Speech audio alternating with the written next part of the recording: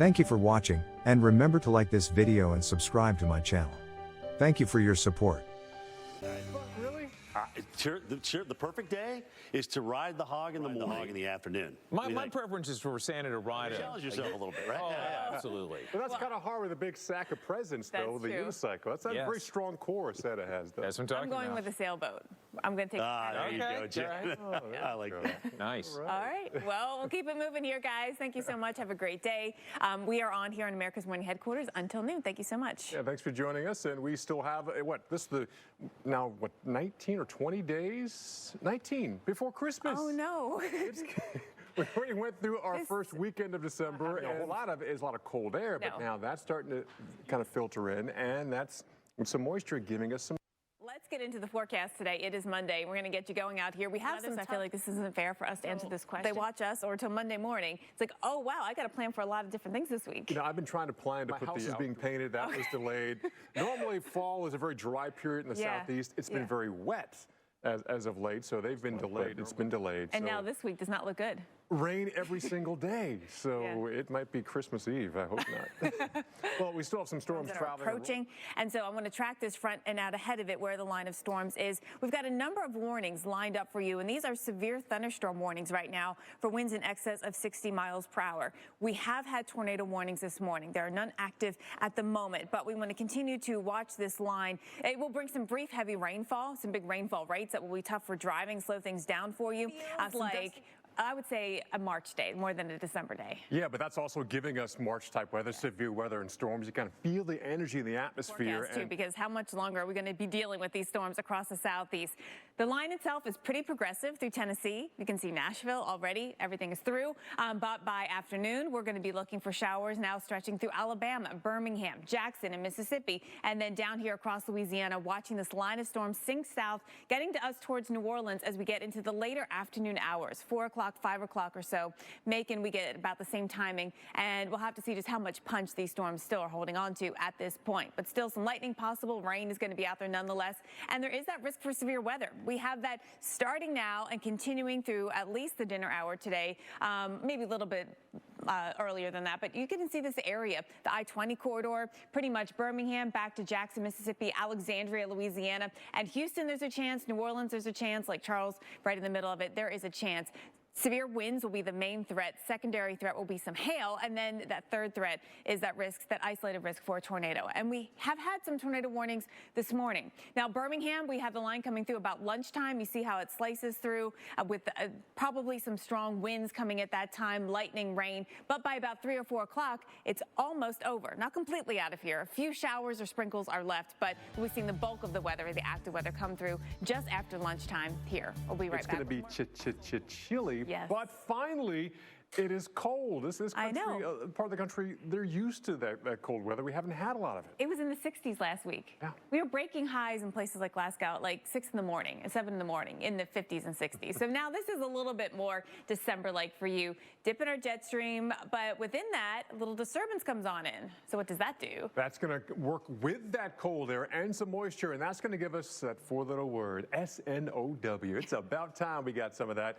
But then we always have a new low developed east of the Rockies, and then this brings a lot more of the population here in the Midwest, the Great Lakes, the Mid-Atlantic, the Northeast into play with that four-letter word. It's going to be really interesting because out ahead of the front, it is going to be really warm, record heat in Texas, record heat maybe in the Carolinas. But then the front comes in and it has more cold air to work with. It's much stronger, too, than we've seen so far this season. All right, European model takes this system and pushes it across the Great Lakes here, opening up the Gulf of Mexico, mainly rain, but in the back end we could see some snow on parts of the higher terrain here in the Northeast, but not a huge blockbuster of a snow. No. Now, this is what the GFS forecast does. So brings in our storm system, but then creates another low pressure. So we'll see that moving in. Watch this right there. There's the first one. Very similar to the Euro. Yep, similar. But here comes another one.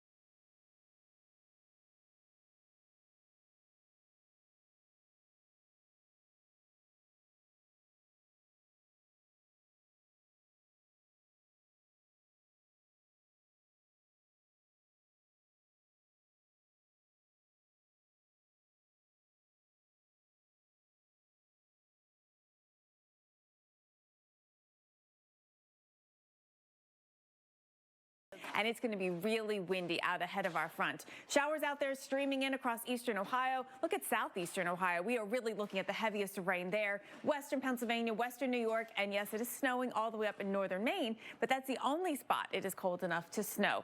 Parkersburg, I should say, look at right now the travel on 77. It is a mess of a ride, that entire route. We go over to 81. It's the top end of 81 really here in New York State that is dealing with the rain, but it is rain and it is not, anywhere near snowing there. Temperatures are very mild. Then to I-95, where we have had some cooler air settled in here. There may be some icy glazed spots on the roads, watching not necessarily in Portland, but just inland, where we could see just a little bit of that maybe freezing drizzle or light frozen precipitation, but things will be warming up. Watch what happens in the forecast. You see how the green overtakes everything there into parts of Maine. Now the front comes in, the showers go with it. Behind it, we do have colder air, so we'll get some snow, lake effect snow, mainly across western New York and maybe a little bit into northwestern Pennsylvania. But for Pittsburgh, I mean, look at today. It is going to be raining. What you can't see here is how it's going to be so windy with those south winds out ahead of our front. Then behind it, we get those northwest winds, and we can keep a few showers around actually behind the front as well. We don't immediately clear out, so not a great evening either. Philadelphia, dry start to your day. You've got many dry hours actually before the rain comes in later this afternoon, and the bulk of it not even till about the dinner hour here, continuing into the evening. But then behind it, you will see a big change in temperatures as the front brings in the colder air. So does that set us up for any snowfall?